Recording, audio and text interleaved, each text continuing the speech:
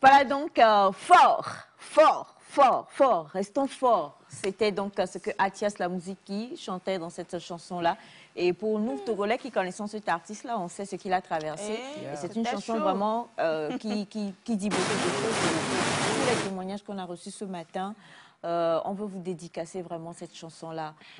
Soyez forts, soyez forts. C'est pas facile, mais soyez forts. Voilà. On l'a dit, maman est dans la place. Quand maman est là, oh mon Dieu, c'est tout beau, c'est tout frais, c'est tout pimpant. Elias commence à sentir des fourmillements. Il se dit, oh, et la roue, ça débarre. Oh, nouvelle version, est-ce que me plaît? Il soliloque tout seul. Il se loque tout seul. Il soliloque tout seul. Voilà. Alors, bonjour maman, bonne arrivée. Bonjour Aïcha, bonjour, tu es lumineuse. Tout comme ma maman. foi. Oh là. J'aimerais avoir certaines adresses. Oh ben, voilà. Je suis la bonne adresse. Vous êtes à la bonne adresse. Bonjour à vous. Bonjour maman. Je suis très contente d'être là. Bonjour très chers téléspectateurs et téléspectatrices. Nous voilà. On se bombarde ou on se... Alors, juste avant qu'on se bombarde, si vous permettez, maman, je crois que M. Ataï voulait dire quelque chose pour notre ami de la Côte d'Ivoire qui parlait de sa voisine qui est battue par son mari. Oui, bon, par rapport à ça, je pense que le problème, c'est quand la personne ne veut pas dénoncer. C'est déjà le gros problème. Mais si la personne ne veut pas se dénoncer, vous qui êtes témoin à l'entourage, vous pouvez donc consulter ou appeler les services sociaux qui doivent venir attraper l'homme dans l'action, enfin l'action en train de battre ou de maltraiter donc sa femme. Et c'est qu'en ce moment que les services sociaux pourront réagir, ou même les forces de l'ordre, hein, les forces de l'ordre qui seront quelque part, et voilà, quand l'homme sera en train de faire l'action, eux, ils pourront intervenir, donc emporter l'homme. C'est ça qu'on appelle le flagrant délit. Exactement. Donc, l'idéal, c'est que la femme elle-même décide voilà, de se prononcer. Et là, il y a plusieurs organisations qui pourront intervenir. Si c'est au Togo, elles sont si nombreuses, ces organisations. Sinon, ben, c'est l'autre option dont je viens de parler. Merci beaucoup, Monsieur Ataï. Alors, maman est là. Et vous le savez, avec maman, on parle de tout ce qui concerne la santé de la reproduction. Et c'est vrai que la fois dernière, on en a parlé, mais je voudrais quand même qu'on revienne encore dessus parce qu'on dit toujours que voilà, plus d'informations permet toujours de s'aguerrir. Et j'ai envie avec maman qu'on prenne 1-2 minutes pour revenir sur les fistules obstétricales.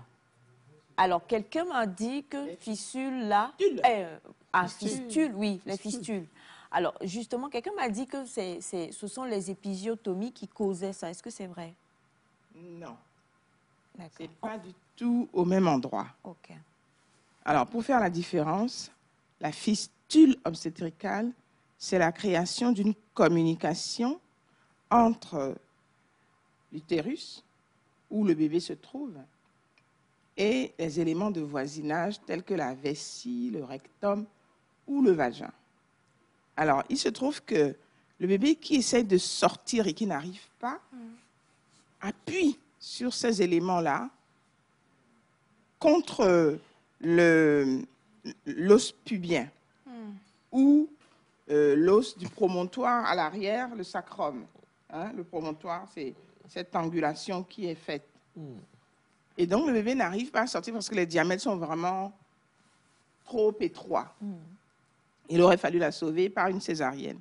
Et il n'y a pas de césarienne alentour, c'est trop loin. Enfin, les gens disent une surveillance obstétricale négligée, mais ce n'est pas négligé parce que quelquefois, il y a des éléments vraiment qu'on ne peut pas franchir. Les retards au déplacement, les retards... Et c'est pour ça que les sages-femmes font tout pour faire le pronostic de l'accouchement. Savoir si le bébé passe ou pas par les mensurations du bassin et tout. Donc, ce bébé appuie de sa tête sur la vessie contre l'os. Et ça fait une petite cocarde qui va tomber après par nécrose. C'est-à-dire que, privée de sang, cette partie-là va finalement tomber. Elle va mourir, quoi. Et ça crée un trou entre l'utérus et la vessie. Donc, la femme pisse par les parties génitales. Donc, sa couche ne sent pas bon, Personne ne veut plus être à côté d'elle. Personne ne savait pourquoi ça venait avant. Donc, on a créé même des villages de sorcières à l'époque où les femmes étaient reléguées carrément pour avoir essayé de donner la vie. Donc, heureusement, d'autres personnes sont venues. Certains chirurgiens se sont dévoués pour réparer ces choses-là. Elles étaient très amaigries, on les nourrissait, on les regavait pour faire le tissu qui va aider à les faire se régénérer. Et ces opérations réussissaient. Donc, j'ai eu la chance de vivre ces moments-là et vraiment, c'était terrible.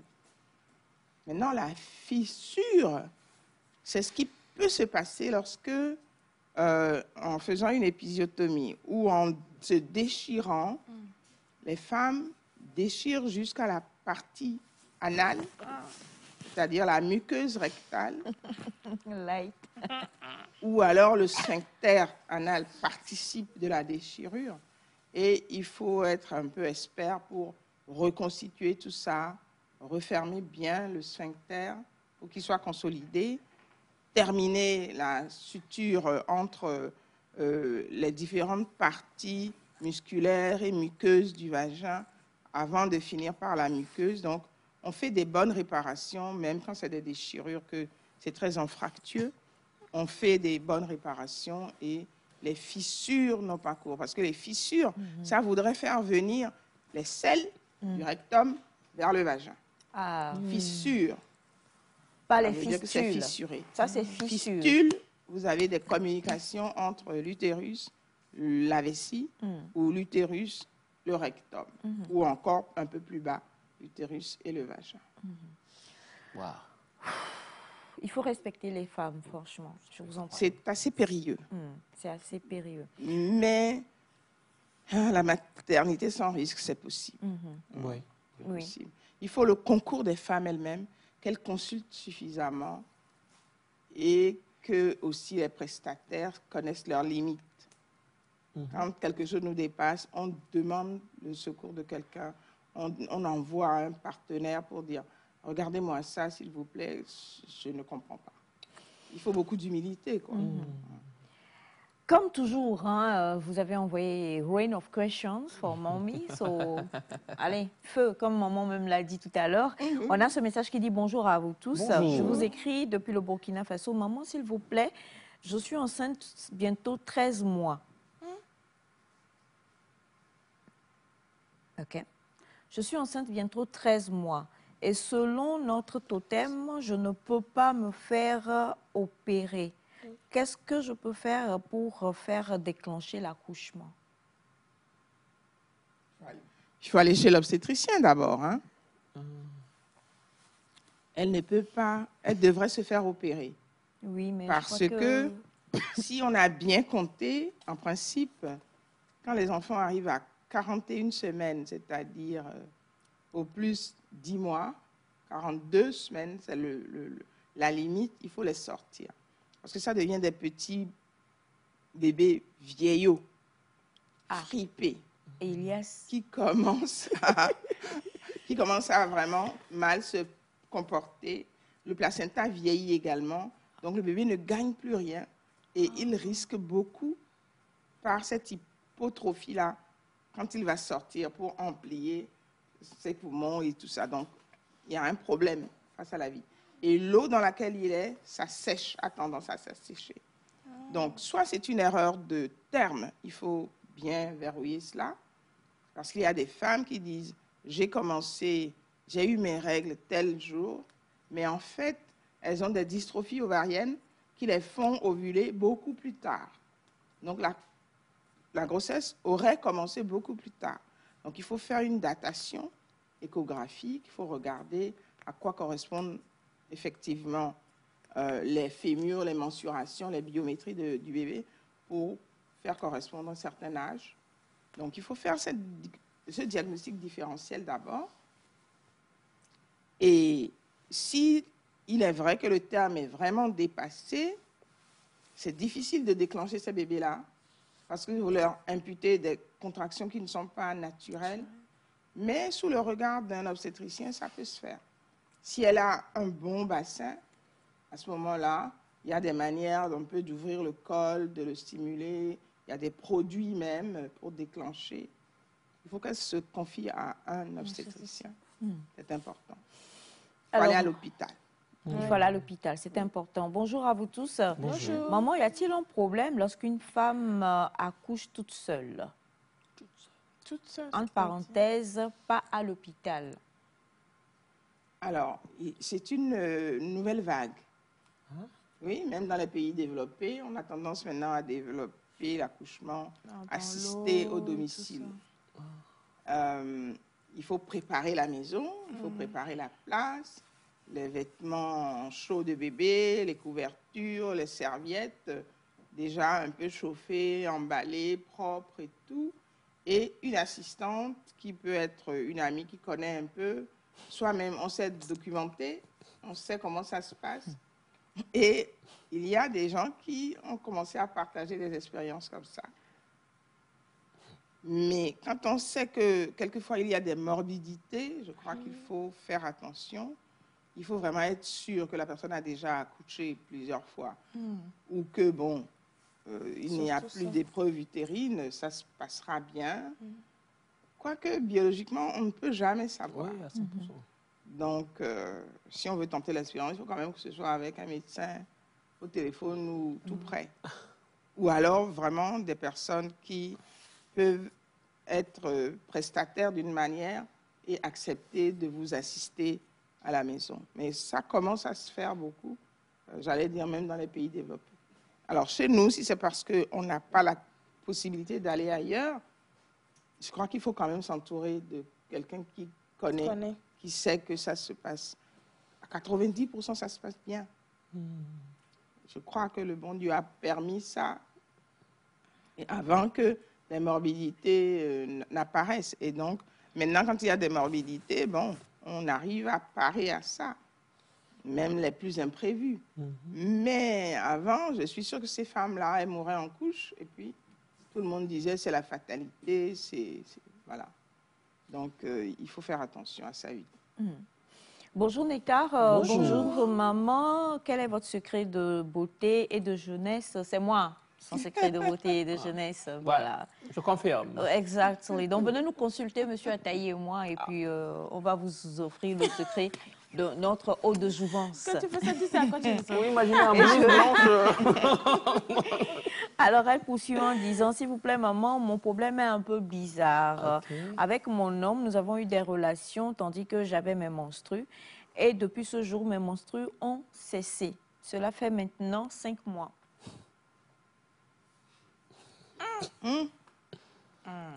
Je ne vais pas jouer à la divination, mais... Elle a dit. Oui, vraiment. Est-ce qu'il n'y a pas peut-être un processus qui a été bloqué puisqu'elle était dans bon. Oui, en fait, il est recommandé de ne pas. Parce que ce sont des lacs veineux qui se constituent à l'intérieur de l'utérus par décapage de la muqueuse qui s'était apprêtée à recevoir un bébé. Chaque mois, nous faisons notre nid pour accueillir un bébé. Et ce nid est à l'intérieur de l'utérus. C'est la dentelle vasculaire qui se forme en plateau, oui, et qui va accueillir le bébé s'il y a une fécondation. Lorsqu'il n'y a pas de fécondation, l'ovaire, d'où le follicule est parti, va cicatriser au bout de 14 jours. Et à ce moment-là, tout se ramasse. Tout le nid se décape pour refaire le lit la prochaine fois. Vous voyez? C'est pour ça qu'on dit que nous sommes tous faits de règles un peu. C'est ce nid-là qui nous nourrit quand nous arrivons en tant qu'œufs fécondés. Donc, ce plateau-là qui se décape, ça crée des lacs vasculaires, des lacs un peu de sang, quoi, qui sont comme des plaies. Donc, il vaut mieux ne pas avoir de rapport à ce moment-là, parce que d'abord, vous traumatisez l'utérus. Ensuite, vous pouvez vous infecter plus facilement. Les infections remontent facilement. Et après, bon, je ne comprends pas pourquoi elle n'aurait pas... Parce que les règles peuvent s'estomper à ce moment-là, mais reprendre plus tard. selon le cycle hormonal normal. Donc, je ne sais pas pourquoi elle aurait sidéré sa muqueuse. Il faut qu'elle consulte, faire des échographies, parce qu'on peut avoir un genre d'endométrite, c'est-à-dire une inflammation de l'endomètre, et qui est dans la pachille, quoi. Et ça se voit à l'échographie, parce que la muqueuse est surlignée. Il faut qu'on voit ça, pour savoir ce qu'elle a. Il faut aller à l'hôpital. Alors, bonjour à vous tous au plateau. Je suis ravie de vous voir. Vous êtes tous magnifiques. Merci Merci, on aime ça. Plaisir partagé. On aime quand vous dites ça. S'il vous plaît, maman, lorsque je passe mes règles, je les passe jusque dans mes mains et dans mes pieds qui sont tout rouges de sang. Qu'est-ce que je peux faire et quelle en est la cause? Ce sont des stigmates, on va dire, d'hyperémie, c'est-à-dire que le syndrome prémenstruel se manifeste chez certaines personnes comme ça. Parce que ces lieux sont très vascularisés. Mais quand même, les règles doivent arriver. Quand elle dit « je les passe comme ça seulement », c'est qu'il y a un problème. Okay. Donc, je n'ai pas la documentation sur ce point-là, mais on peut chercher pour elle, pour comprendre mieux. Donc, avis au prochain numéro. Magnifique. La question qui vient, je sens qu'elle est lourde. OK. Bonjour, maman. Bonjour. Ma question serait de savoir s'il y a un os dans le sexe masculin. Parce que je travaille au port et j'ai eu un accident de travail. Je suis rentrée, j'étais en repos. 2 semaines après, j'avais des relations avec ma chérie et il y a eu comme quelque chose qui s'est cassé. Et depuis, je suis dans des problèmes. Quand on a consulté, traditionnellement, on m'a dit que l'os qui est dans mon sexe s'est cassé. Depuis, j'ai des douleurs quand je... Quand il est en érection.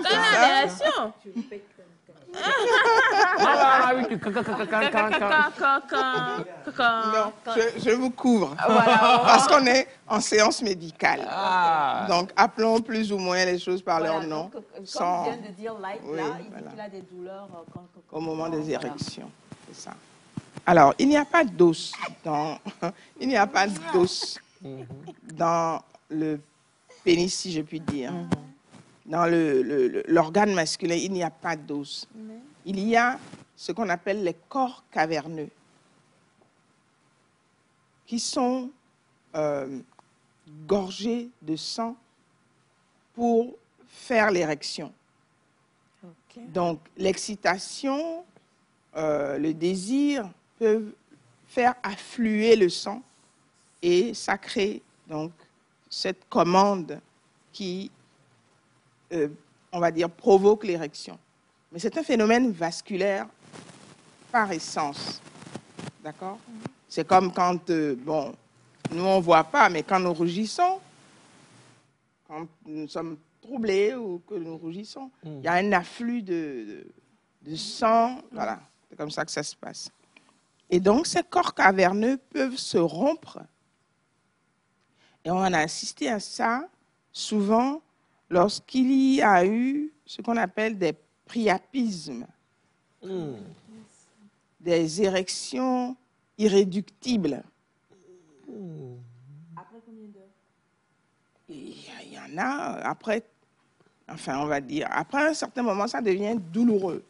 Et il faut ponctionner les corps caverneux pour les vider de leur sang. Et c'est comme une opération. Hein, dans les meilleures conditions, on arrive à avoir une détumescence, mais ce n'est pas évident. C'est pas évident. Donc, le type d'accident qu'il a eu, il faudrait le reverser au dossier et que ce soit juste après qu'il a eu cette panne ou cette douleur importante, il faut aussi décrire la situation est-ce qu'il a eu à prendre des produits particuliers, type Viagra ou autre? Parce que l'abus de ces produits-là peut vous mettre en cette situation et causer des dégâts. Donc, je lui recommande de consulter soit un gynéco, soit un urologue, afin que les explorations puissent se faire. Voilà. Voilà. Alors, Elias... non, mais arrêtez. Oui, c'est toujours moi, hein? Ah, c'est toujours moi, on dit c'est Elias. Alors, Elias... c'est Mefa. C'est Mefa. Alors, on a bonjour, maman. Quelle est l'importance d'un gynécologue dans la vie d'une femme et d'un homme? Combien de fois doit-on rendre visite à son gynéco? S'il n'y a rien qui vous dérange, une fois par an, c'est suffisant. Si vous avez des morbidités particulières, si vous avez des maladies qui apparaissent, on soigne la maladie. Si elle est curable, à un certain moment, c'est fini, vous vous reposez, mais vous revenez un an après pour faire le point. Donc, la visite obligatoire, c'est une fois par an. Surtout chez les femmes où les organes sensibles sont cachés. Il faut quelqu'un pour aller visiter les lieux pour dire le col est sain, il n'y a pas d'inflammation, tout est souple, ok, on repart pour un an. S'il y a des examens particuliers, on les fait et puis on dit tout va bien et vous êtes sereine, vous repartez pour votre vie sexuelle normale. Mais au cas où on a des signes tels que des saignements désordonnés, des pertes vaginales, des pertes urétrales, des problèmes dans le genre, des brûlures mictionnelles, il faut consulter parce que tout ça n'est pas normal. Merci beaucoup, maman. Bonjour, Nectar. Je suis enceinte de 12 mois et j'ai peur de me faire opérer. Il faut vous faire opérer. La même situation parce que l'enfant vieillit. Et ça ne donne rien du tout. Vous avez, enfin, ils arrivent à récupérer, hein, mais à la naissance, ce sont des enfants qui ne sont pas beaux à voir du tout. Alors, ils sont vieillots, fripés. C'est vraiment pas Ça me rappelle la naissance de... Vous allez encore dire Elias. Bonjour. Maman, j'ai constaté que ma copine n'était pas dans son temps de menstruation, mais j'ai fait un constat, ça fait 2 fois qu'en plein rapport, il y a du sang qui sort. Alors, le premier accusé, ça pourrait être le col. Ça pourrait être le col. Si le col saigne après les rapports, il faut absolument consulter. Cela peut être une plaie au niveau du col qui tente de se cicatriser, qui peut-être va se cicatriser mal et faire ce qu'on appelle une dystrophie après, une dysplasie même. Cela peut être un glissement de la muqueuse, on appelle ça des polypes accouchés par le col. Si on n'examine pas, on ne peut pas savoir. Donc la femme continue à saigner, elle croit que ce sont ses règles, elle se dit mais qu'est-ce qui se passe? Et en fait, c'est rien de tout ça. Ce polype-là, on le bistourne, on l'enlève par... voilà.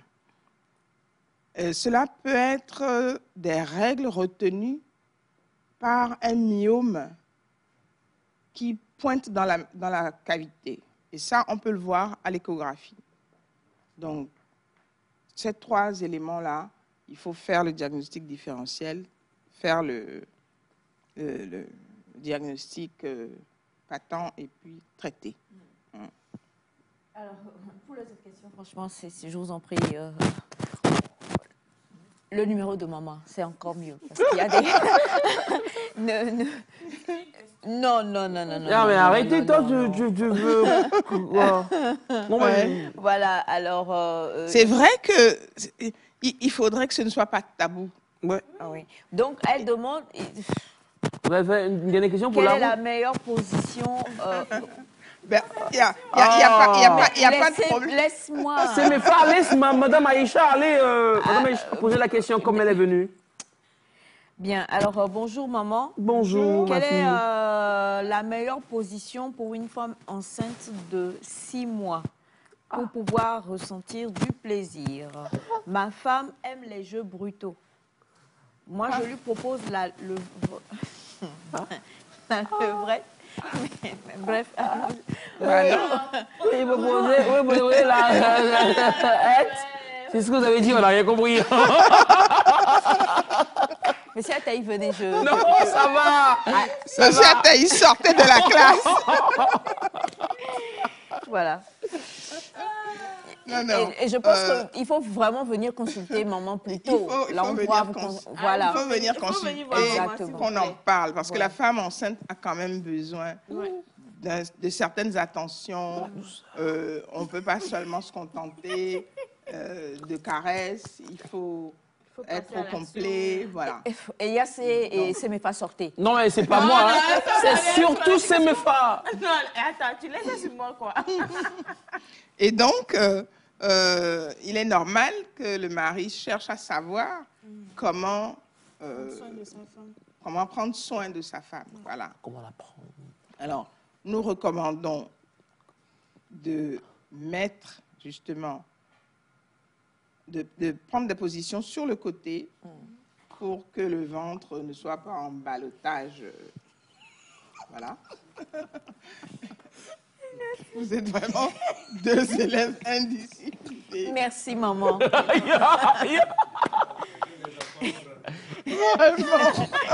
Alors, les enfants ont grandi par les livres, par... Là, je pourrais même la renvoyer au Kama Sutra.